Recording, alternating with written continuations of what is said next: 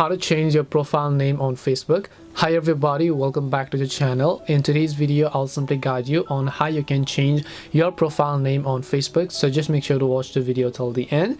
So if you'd basically like to change your profile name on Facebook, all you have to do is first of all, go ahead and make sure to launch the Facebook app.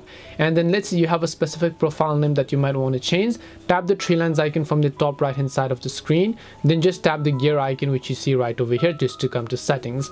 Once you come to settings, here you'll find a section called See More in Account Center. Just tap on it. Once you tap on See More in Account Center, here you'll find a section called Personal Details. Just tap on it again. When you go to Personal Details, here you can see Identity Confirmation. So you just want to make sure to confirm your identity right over here. You go ahead and fill in all these details, and then you should be able to change the name as well.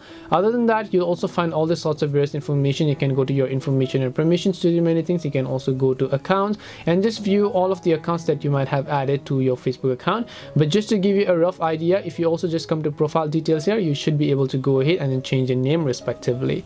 This is simply how you can change your profile name on Facebook. Hope this video was helpful, and if it did help you, make sure to leave a like and subscribe to the channel.